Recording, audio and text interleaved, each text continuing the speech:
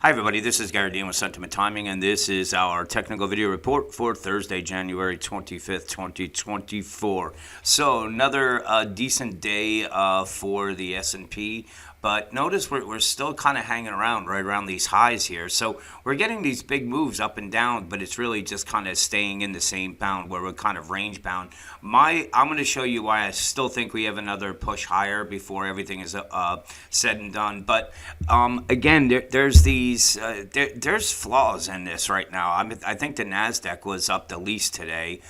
It was the Dow that really pulled the S&P up.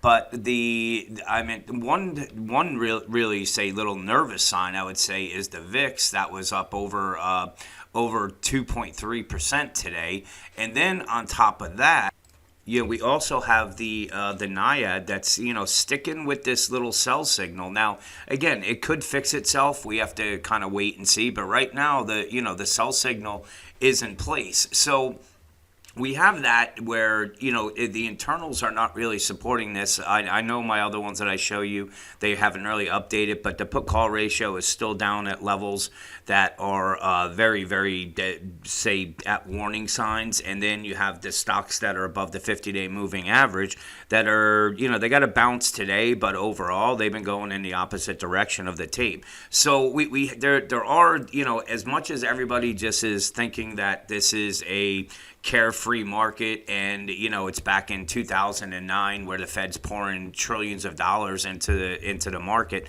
It's not really that way, even though we're getting some decent economic numbers. And maybe I don't know, like I said, I think the market's way ahead of itself. But I've been showing you I think I showed you this morning the wave structure where we have the 1, 2, 3, 4, and now we're making the 5. But what I want to show you, and the reason why I kind of think we have another push higher is if we just kind of hang on one second, I want to move these over.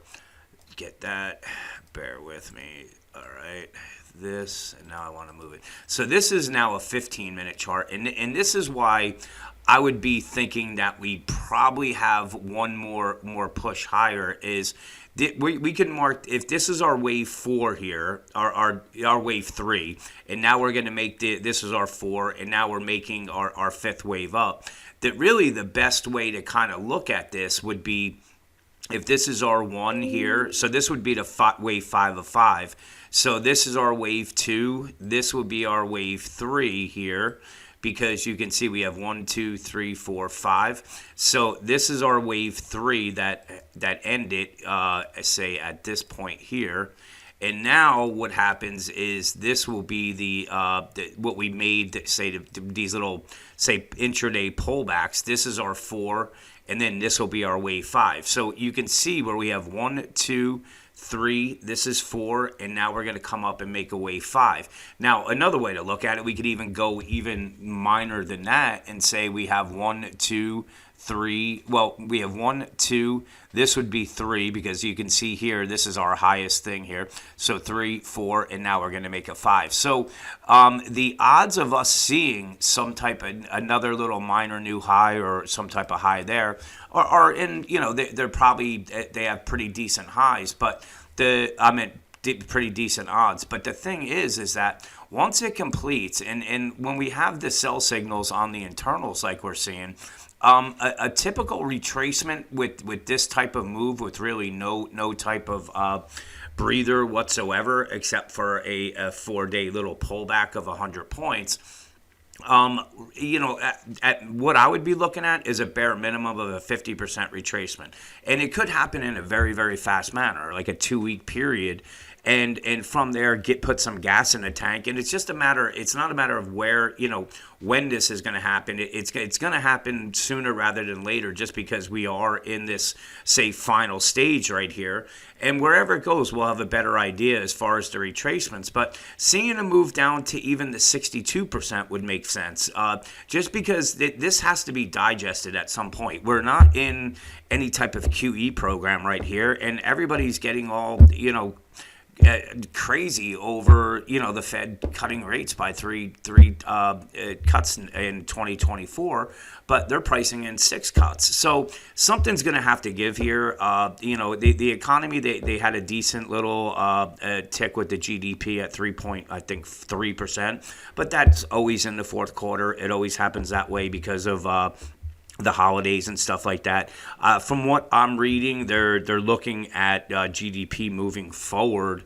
I think in the 2s. So the economy's not really supporting this. And as I said, we have the internals that are doing that. But the main thing right here is, you got to really, this support level has to give way right around that 40, 48, 42, because this is going to be the 200-day moving average. If they lose that, I'm anticipating the next move comes down to the 4,800. But this is really the bull bear line of the 46.83, the previous lows, because if that gets taken out, then if this gets taken out, we're looking at the next support level not coming in until the 4,500. So there's there's a lot of landmines out there, and I think people are just starting to crowd this minefield and believing that none of them are going to go off. But there's a lot of things out there that could trigger a very, very fast pullback. And it's one of the things where if you're long, have your stops in place, because